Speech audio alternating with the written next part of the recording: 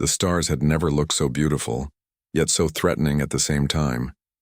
Captain Jake Morrison stood on the bridge of the horizon's edge, watching the massive alien station grow larger on the view screen. His hands gripped the railing as he tried to calm his racing heart. This was it, humanity's first meeting with the Galactic Council. Everything they had worked for, dreamed of, and hoped for came down to this moment. Beside him, Dr. Linda Hayes adjusted her glasses and reviewed her presentation one more time. She had spent 6 months preparing this data, showing humanity's achievements in science, medicine, and technology. Her hands trembled slightly as she held her tablet. On the other side of the bridge, Security Commander Ryan Blake stood at attention, his military uniform crisp and perfect. He didn't show any emotion, but Jake knew his friend well enough to see the tension in his shoulders. The horizon's edge docked with Convergence Prime, and the airlock hissed open. What greeted them took their breath away. The station's interior was vast beyond imagination, with bridges and walkways stretching in every direction. Gravity seemed to work differently here, with aliens walking on walls and ceilings as easily as humans walked on floors. The air shimmered with different colors, and strange sounds echoed through the enormous halls. Their escort was a Velkari named Zithkara, a creature that looked like a massive insect covered in crystal-like armor. She moved with surprising grace for something so large, and her voice came through their translation devices as smooth and cold. She led them through corridors filled with aliens of every imaginable shape and size. Some floated, some walked on multiple legs, and some seemed to be made of pure energy contained in glowing fields. The council chamber was enormous, 12 massive thrones arranged in a circle, each occupied by a representative of the galaxy's ruling species. Jake felt small as he walked to the center platform. The lights dimmed and a spotlight focused on him and his team. Thousands of alien eyes watched from the shadows above. Jake began his speech. He talked about Earth, about humanity's journey from primitive tribes to spacefaring civilization. He spoke with passion about human dreams, about their desire to join the galactic community and contribute to the greater good. Linda presented their scientific achievements, showing holographic displays of human medicine, engineering, and art. Everything was going well. The aliens seemed interested, even impressed. Then Linda began explaining human biology. She showed how humans could adapt to different environments, how they could survive extreme conditions, how their immune systems could fight off diseases. She showed human genetic diversity and the capacity for rapid evolution. She meant it as a demonstration of humanity's strength and potential. The mood in the chamber changed instantly. The Velkari representatives began clicking their mandibles in agitation. The Theron, those beings of pure energy, pulsed with harsh red colors. Whispers echoed through the chamber in 100 different languages. Jake felt his stomach drop. Something was wrong. Arbiter Zithkara rose from her throne and the chamber fell silent. Her voice boomed through the translation system. She spoke of humanity's violent history, their wars and conflicts. She mentioned how humans had nearly destroyed their own planet multiple times. She talked about humanity's aggressive expansion instincts and their unpredictable nature. Then she said the words that would change everything. Humanity was too dangerous, too violent, too unpredictable. They could not be trusted with the power and knowledge that came with joining the Galactic Council. The verdict was final. Humanity would be quarantined to their home solar system. They were forbidden from developing faster-than-light travel. Any attempt to leave their system would be met with immediate destruction. Humanity was to be imprisoned in their own home, cut off from the stars forever. Jake tried to argue. He pleaded with the council, explaining that humanity had grown beyond their violent past. He promised that humans would follow any rules, accept any conditions, but his words meant nothing. The council had made its decision. Within an hour, massive quantum inhibitors were being positioned around Earth's solar system, creating an invisible prison that nothing could escape. The journey back to Earth was silent. Nicole Carter, their pilot, kept her eyes on the controls and said nothing. Engineer Stephen Wright sat in the corner, his head in his hands. Dr. Peter Lang, their medical officer, stared out the window at the stars they would never reach. Ryan Blake stood beside Jake, both men watching as the quantum barrier formed behind them, sealing their fate. As they crossed back through the barrier for the last time, Jake made a decision. He called his senior crew to his quarters. Nicole, Stephen, Ryan, Linda, and Peter all crowded into the small room. Jake looked at each of them, seeing the despair in their eyes, but also something else. A spark, a refusal to accept defeat. Jake spoke quietly but firmly. They would not return to Earth. They would not accept this exile. The governments back home would have no choice but to obey the Council's orders, but they didn't. They were already out here, already beyond the barrier. They could disappear into the void, find a way to survive, find a way to build something new. It was crazy. It was dangerous.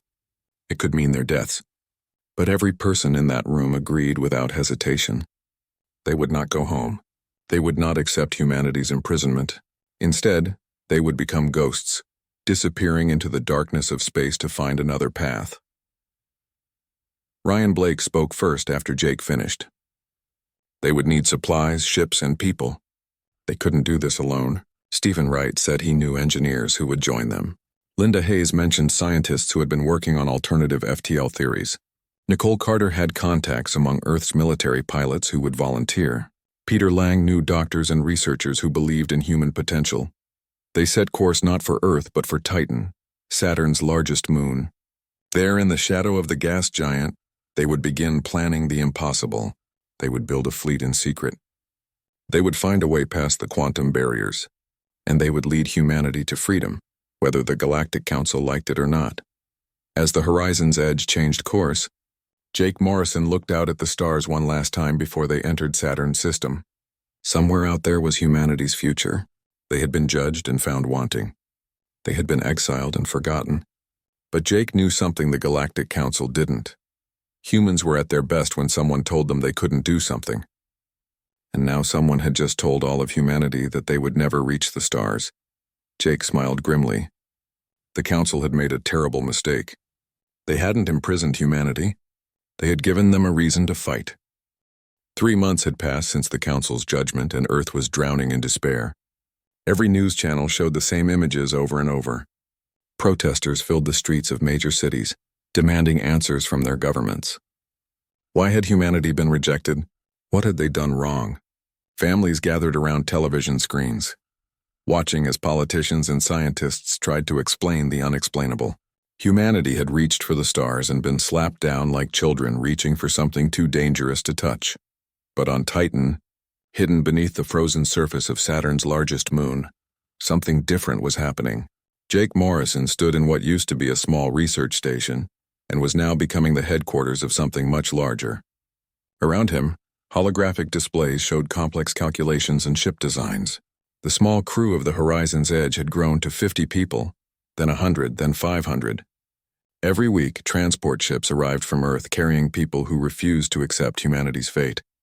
Commander Lisa Park was one of the first to arrive. She had been a tactical officer in Earth's United Defense Force, one of the best military minds of her generation. When Jake's secret message reached her, she didn't hesitate. She quit her position, told no one where she was going, and took a transport to Titan. Now she stood beside Jake, planning military operations for a fleet that didn't exist yet. Dr. Henry Cole came next.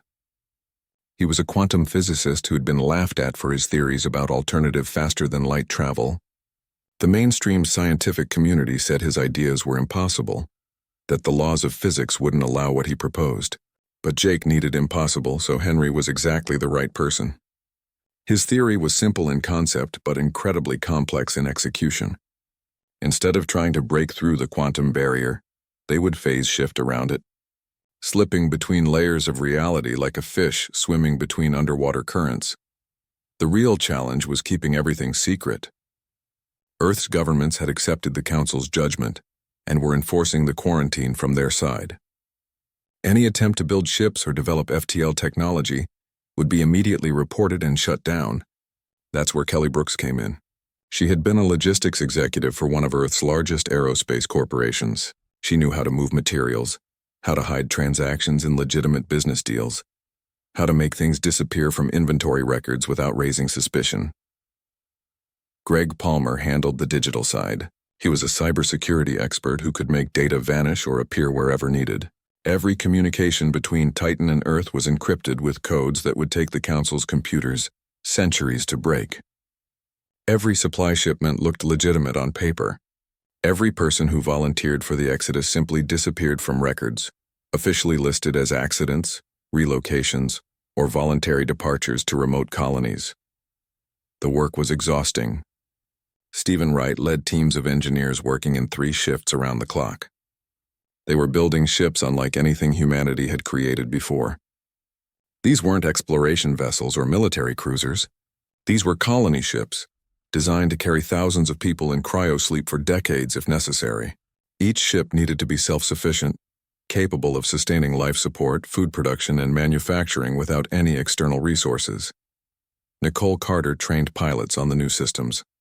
The phase shift drive that Henry designed was nothing like conventional FTL engines. It required split-second timing and absolute precision. One mistake could tear a ship apart or leave it stranded between dimensions. She pushed her trainees hard because their lives and the lives of everyone on those colony ships would depend on perfect execution. Dr. Peter Lang faced perhaps the most difficult challenge. He had to prepare thousands of people for cryosleep, a technology that was still relatively new and untested on such a large scale. He worked with medical teams to develop new protocols, better preservation methods, and revival procedures that wouldn't leave people disoriented or damaged. Every night he worried about the people he would put to sleep, wondering if they would all wake up again. The volunteers kept coming. Scientists tired of being told what they couldn't research. Military officers who refused to abandon humanity's dreams. Engineers eager to build something that would change history. Teachers who wanted their children to grow up free. Farmers willing to seed new worlds. Artists determined to spread human culture across the galaxy. Entire families arrived, leaving behind comfortable lives for an uncertain future. Linda Hayes worked with the volunteers, interviewing them, making sure they understood what they were agreeing to. There would be no going back. They might never see Earth again. They might die in the cold void of space. They might arrive at their destination and find nothing but barren rocks incapable of supporting life. Every person needed to understand the risks. Every person needed to be absolutely certain. And yet for every person Linda interviewed, the answer was the same. They would rather die reaching for the stars than live as prisoners in their own home. 2 years after the exile decree, Henry Cole announced he was ready to test the phase shift drive. They had built a small vessel barely larger than a shuttle and equipped it with the experimental engine. Nicole Carter volunteered to pilot it.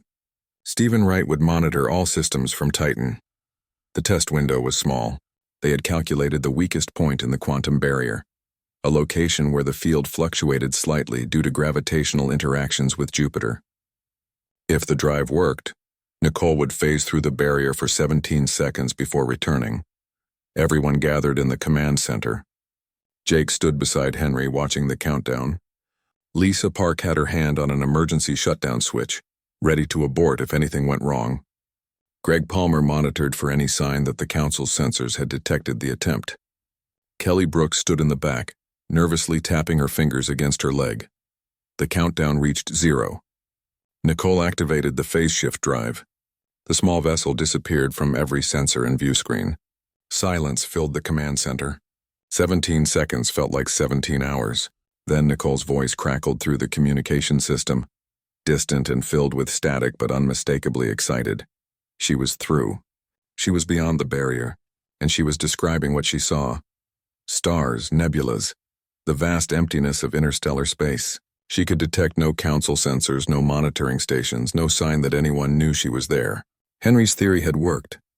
The phase shift drive could bypass the quantum barrier without triggering any alarms. The command center erupted in cheers. People hugged each other, cried, and laughed with relief. Jake felt tears on his face and didn't bother to wipe them away. It was possible. They could escape. Humanity could be free. The next 6 months were a frenzy of construction. 17 colony ships took shape in the hidden shipyards. Each ship was named for a human. Ideal, freedom, hope, courage, discovery, unity, justice, liberty, determination. Progress, perseverance, spirit, vision, triumph, venture, valor, explorer, pioneer. The ships were beautiful in their functionality. Sleek and powerful, each capable of carrying thousands of humans and everything they would need to start civilization on a new world. By March 2851, everything was ready. The ships were loaded. The cryo chambers were prepared. Families said goodbye to friends who were staying behind. Jake stood on the bridge of the New Dawn, the lead colony ship, and looked at his crew. Ryan Blake would be his second in command. Linda Hayes would oversee the scientific mission. Nicole Carter would lead the navigation team. Stephen Wright would manage engineering. Peter Lang would handle medical operations. Jake opened a channel to all 17 ships. His voice was calm but filled with emotion as he spoke. They were about to do something that would change human history forever. They would leave behind everything they knew, everyone they loved, to seek freedom among the stars. They would face unknown dangers and impossible challenges. Many of them might not survive, but they would go forward anyway because that's what humans did. They reached for the impossible and made it real. The 17 ships activated their phase shift drives simultaneously. One by one, they slipped through the quantum barrier and disappeared into the vast darkness beyond. Behind them, Earth continued to mourn its lost future, unaware that thousands of its children had just stolen that future back. The Exodus fleet traveled through darkness for 8 long years. The ships moved carefully through unexplored space, their sensors constantly scanning for any sign of the Galactic Council's presence. They passed through regions of space that no human had ever seen. Nebulas painted their view screens with colors that had no names. Stars burned in the darkness like jewels scattered across black velvet. Black holes bent space and time into impossible shapes. And everywhere they looked, they found nothing but emptiness and silence. Jake Morrison spent most of those years in cryosleep, like the majority of the colonists. But he woke periodically to check on their progress. Each time he emerged from the cold darkness of suspended animation, he would spend weeks reviewing their position, their supplies, and their options. Nicole Carter remained awake more often, leading the navigation team as they mapped star systems and searched for their new home. Stephen Wright woke every few months to maintain the ships and solve the inevitable technical problems that arose. The work was lonely and exhausting, but they persevered. In the 6th year, they found something interesting. A dense cluster of star systems shrouded by a massive electromagnetic storm. The storm stretched across dozens of light years, creating interference that would blind any long-range sensors trying to look through it. Nicole brought the fleet to the edge of the phenomenon and sent probes into the storm. The probes returned with incredible data. Inside the storm were 17 star systems, many with planets that could support human life. Even better, the systems were rich in rare metals and resources that would be essential for building an advanced civilization. Jake ordered the fleet to enter the storm. They moved slowly, carefully navigating through currents of radiation and electromagnetic pulses that could fry their systems if they weren't careful. But they made it through, and what they found on the other side took their breath away. The first planet they surveyed was remarkable. It was slightly smaller than Earth, with a breathable atmosphere, liquid water, and a stable climate. The gravity was a bit lighter, which would take some getting used to, but it was perfect for human habitation. Jake named it New Terra, and it became the site of humanity's first colony beyond Earth. The 17 ships landed on a vast plain surrounded by red mountains. Thousands of people emerged from cryosleep, blinking in the light of an alien sun. The awakening process took weeks. Dr. Peter Lang and his medical teams worked around the clock, monitoring everyone as they recovered from years of suspended animation. There were complications, of course. Some people took longer to recover than others. A few dozen never woke up at all, and they were buried in the red soil of their new home with full honors. But most people recovered well, and soon the plain was filled with activity. Commander Lisa Park organized the colonists into work teams.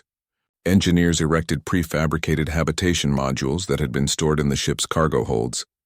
Agricultural specialists set up farming domes and planted the first seeds in New Terra's soil. The planet's biology was compatible enough that Earth plants could grow with minimal modification.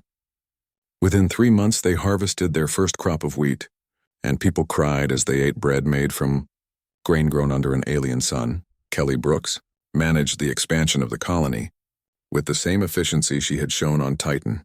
Housing was assigned based on family size and need. Supply distribution was fair and organized. Construction teams worked in shifts to build permanent structures that would replace the temporary modules. Within a year, New Terra had a population of 15,000 living in a city that stretched across the plain. They called the city Haven, and it became the capital of humanity's hidden empire. But New Terra was just the beginning. Over the next 15 years, Humans spread across the Forge cluster like seeds scattered by the wind. They established colonies on 23 different planets across 7 star systems. Each world served a specific purpose in the grand design that Jake and his council had developed. Titan Station was built in orbit around a gas giant in the second system they colonized. Stephen Wright oversaw its construction, creating the largest shipyard humanity had ever built. The station was massive, with construction bays that could build a dozen ships simultaneously. Factories processed raw materials harvested from asteroids and moons. Research laboratories pushed the boundaries of human technology.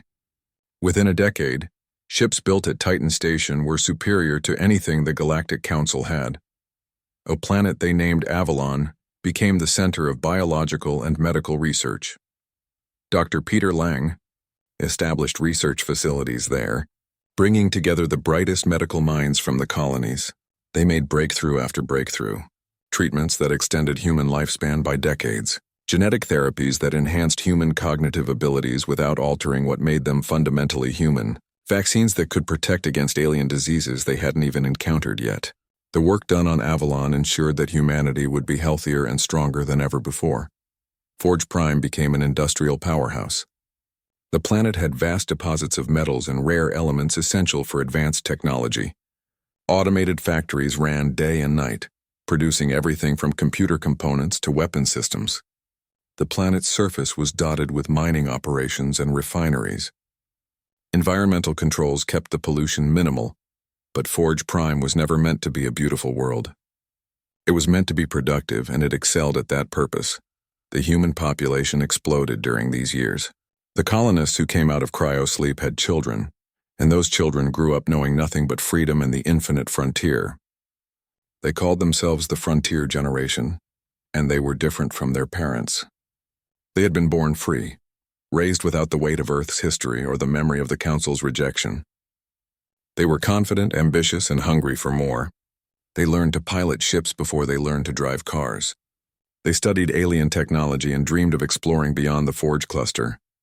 Jake Morrison watched his people transform from desperate refugees into builders of a new civilization. He was older now, his hair gray and his face lined with age, but he remained sharp and focused. He had been elected High Commander of the Frontier Colonies, a position he hadn't wanted but accepted out of duty. He worked with a council of representatives from each colony world, making decisions that would shape humanity's future. Ryan Blake built the Frontier Defense Force from scratch. It was a military unlike anything Earth had known.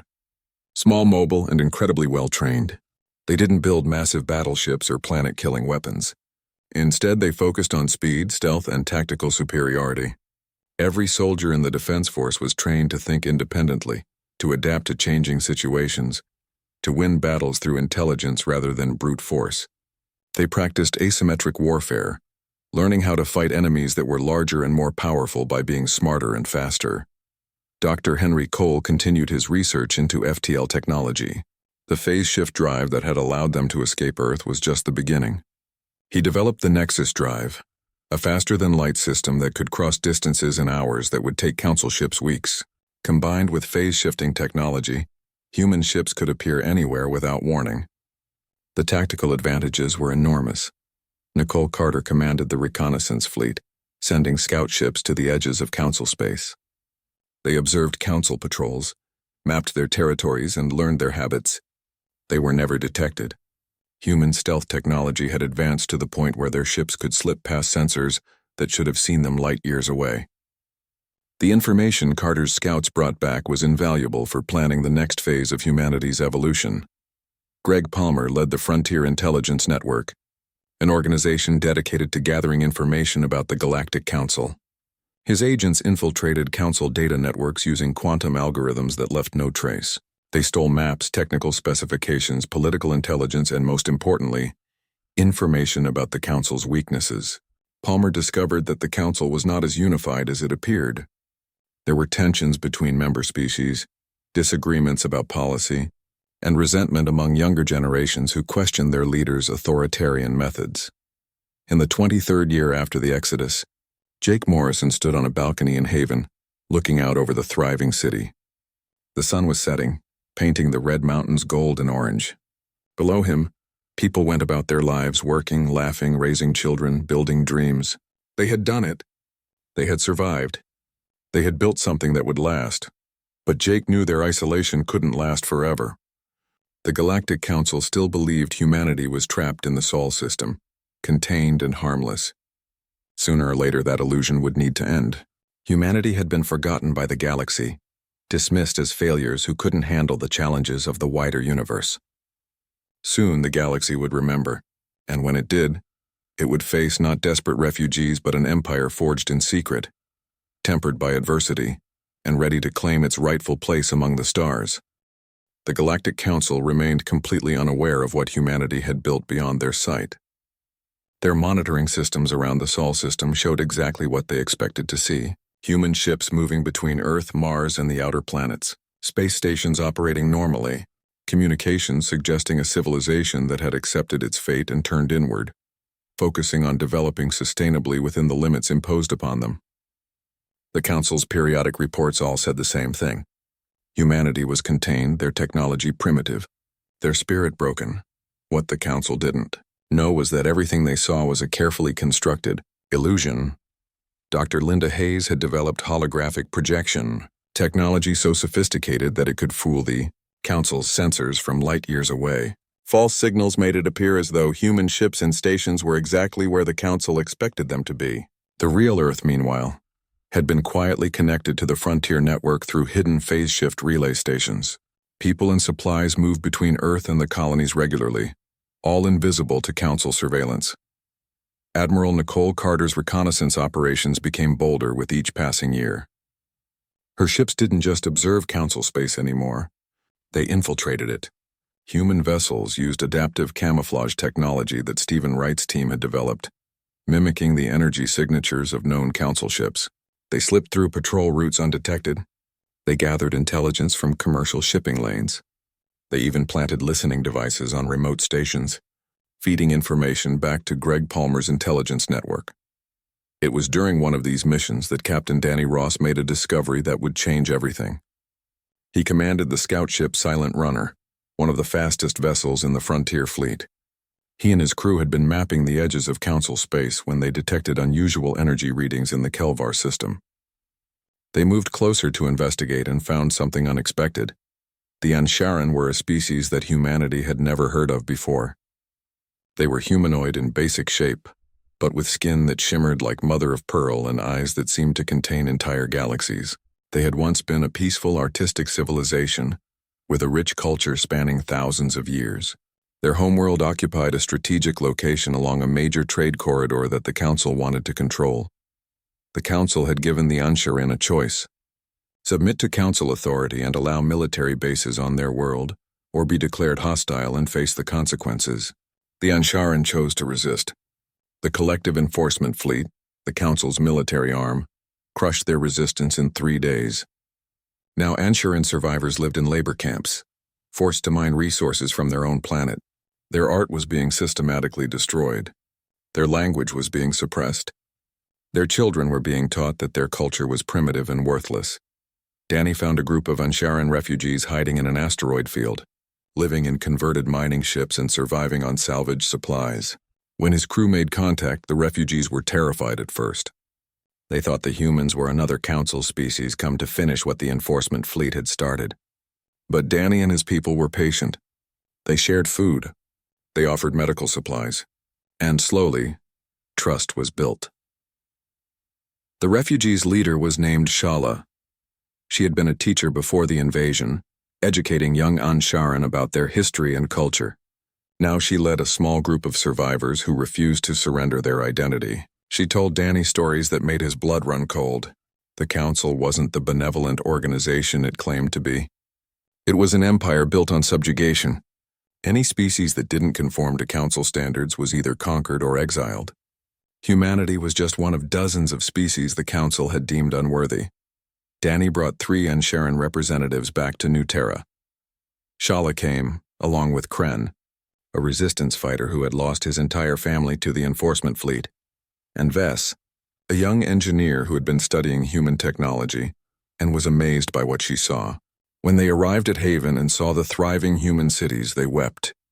Here was proof that species could survive and flourish beyond the Council's control. Jake Morrison convened a meeting of the Frontier Council, the governing body that now included representatives from all human colonies. Shala stood before them and told her people's story. She showed them evidence of Council atrocities, labor camps, mass graves, cultural genocide, the systematic erasure of dozens of civilizations that had dared to resist Council authority. The room was silent when she finished, but the anger in the air was thick enough to cut. Megan Foster, a civilian representative from Forge Prime, was the first to speak. She asked the question everyone was thinking. How many species had suffered like the Anshuran? How many civilizations had been destroyed, while the Council pretended to be guardians of galactic peace? Greg Palmer's intelligence network went into overdrive.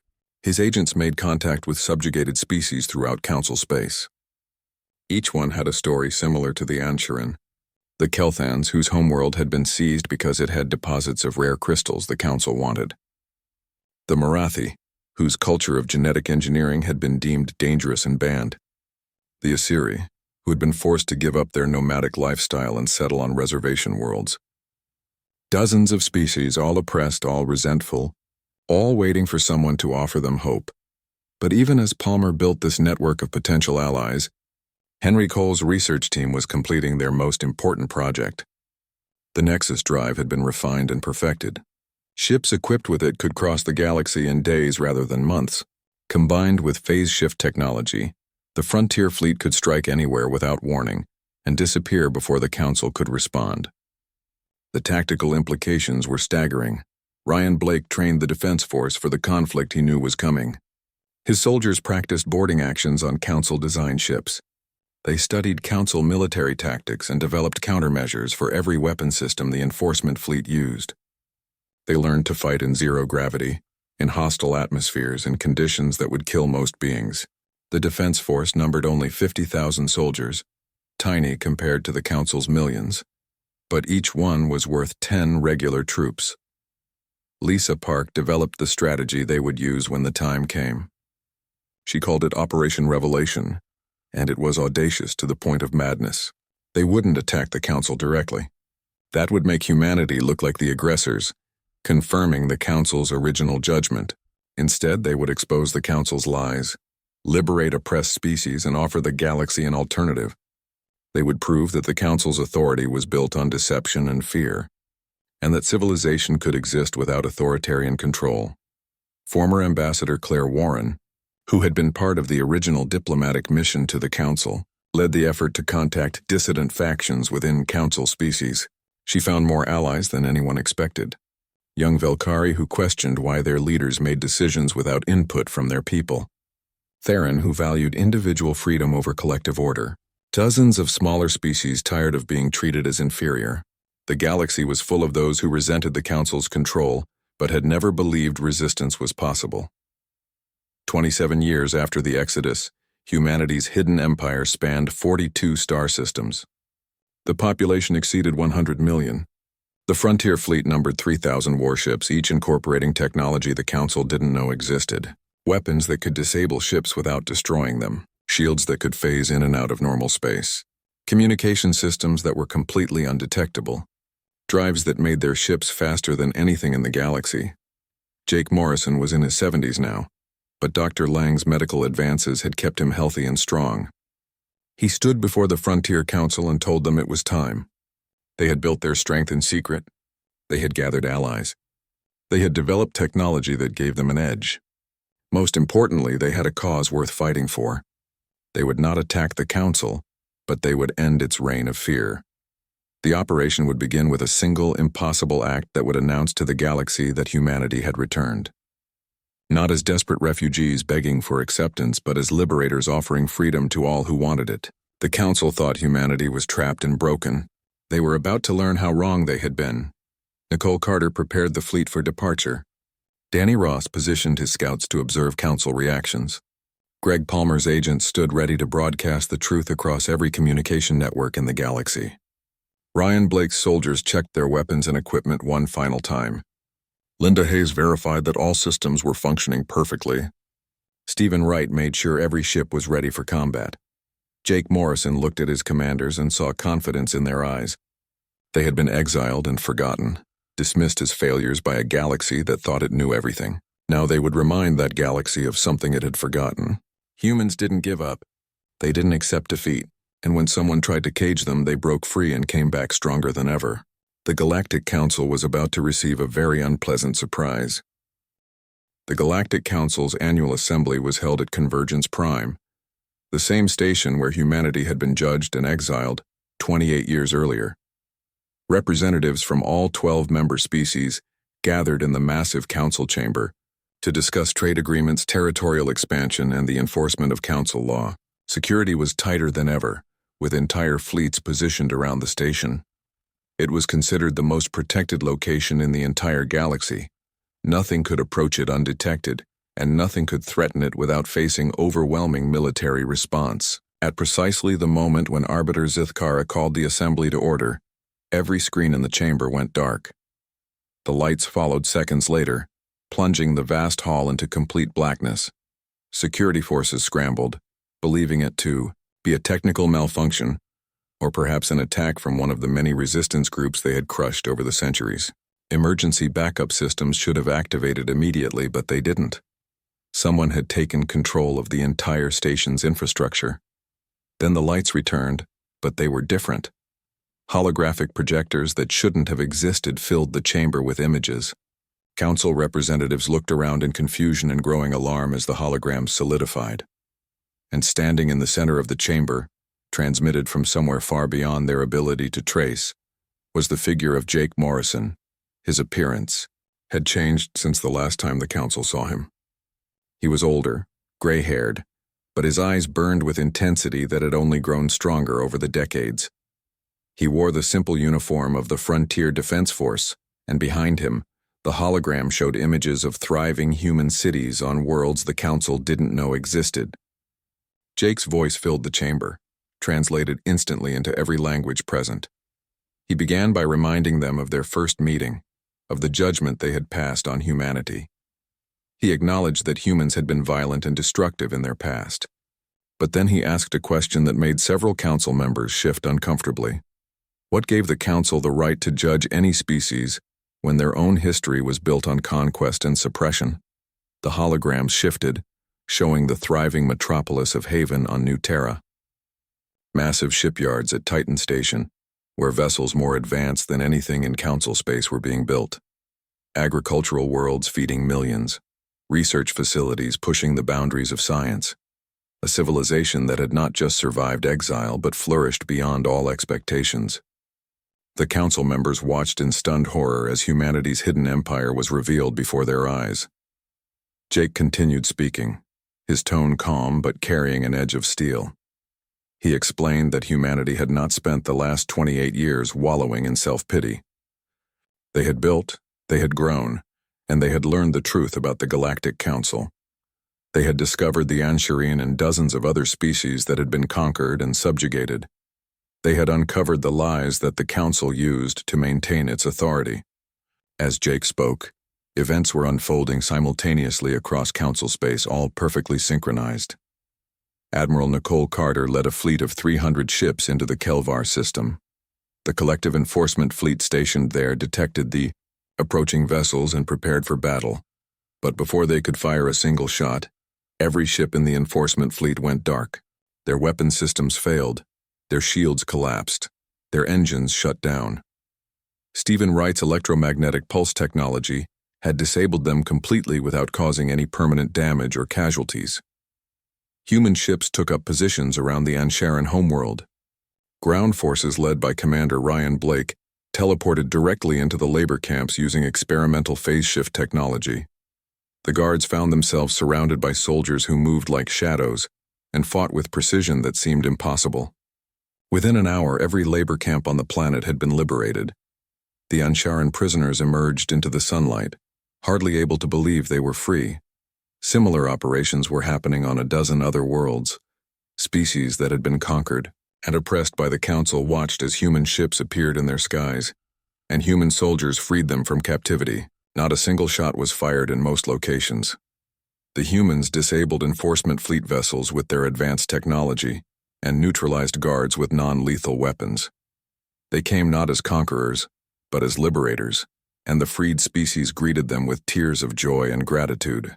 Meanwhile, Greg Palmer's intelligence network was broadcasting evidence across every communication channel in the galaxy. Secret files that the Council thought were secure suddenly appeared on public networks. Documents showing how the Council had deliberately crushed civilizations that refused to submit. Records of species that had been wiped out for no reason other than occupying worlds the Council wanted. Evidence of corruption, of lies, of systematic oppression spanning thousands of years. The truth could no longer be hidden. On Convergence Prime, chaos erupted in the Council chamber. Some representatives called for immediate military response. They demanded that every human ship be hunted down and destroyed. But Admiral Danny Ross, commanding the massive battleship Freedom's Edge, had positioned his fleet in perfect formation around the station. A quantum broadcast made it clear that any aggressive action would result in the station's shields failing. The Council could order an attack, but they would all die when human weapons destroyed the station they were sitting in. Other Council members were calculating. The humans had demonstrated technological superiority that should have been impossible. Their phase shift capabilities allowed them to appear anywhere without warning. Their weapons could disable entire fleets without destroying them. Their intelligence network had penetrated the Council's most secure systems. Any military conflict would be devastating for the Council, and they might not win. Megan Foster, speaking alongside Jake Morrison in the holographic transmission, delivered the message that would change everything. She announced the formation of the Galactic Federation, an alternative to the Council's authoritarian rule. Any species could join freely and maintain complete sovereignty. Decisions would be made democratically with all members having equal voice regardless of their size or power. Military force would only be used for defense, never for conquest or subjugation. Species would be free to develop their own cultures, technologies, and governments without interference. The response was immediate and overwhelming. Within hours, 17 species formally requested to join the Federation. Within days, that number grew to 43. Many of these were species that had been part of the Council but had always resented its authoritarian methods. The Council's authority began to crumble as member species themselves demanded reform or threatened to leave. The Velkari homeworld erupted in peaceful demonstrations. Young Velkari, led by a progressive named Kirisha, demanded that their leaders join the Federation and embrace democratic principles.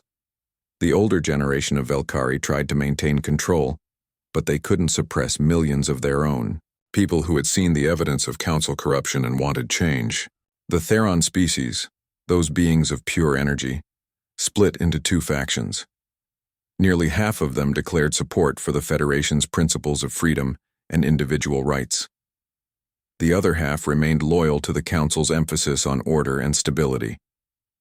For the first time in their history, the Theron were divided, and the schism sent shockwaves through Council space.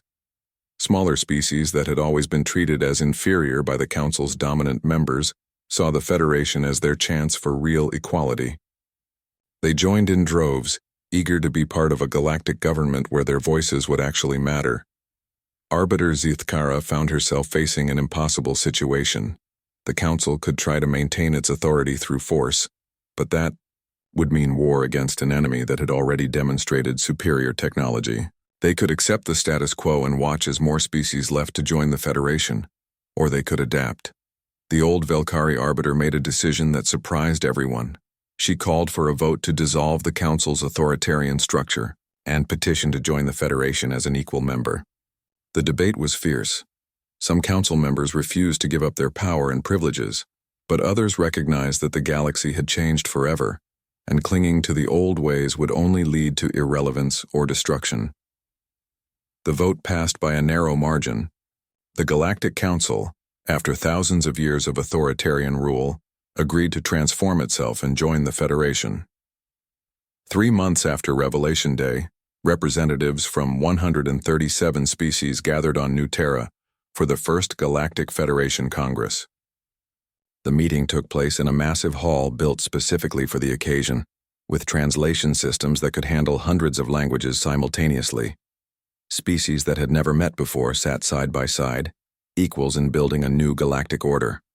Jake Morrison was offered the position of Federation president. Everyone expected him to accept. He had led humanity through exile and built an empire in secret. He had orchestrated the liberation of dozens of species. He had outmaneuvered the most powerful government in the galaxy. But Jake surprised everyone by declining the honor. Instead, he nominated Shala, the Ansherin teacher who had first reached out to humanity in friendship.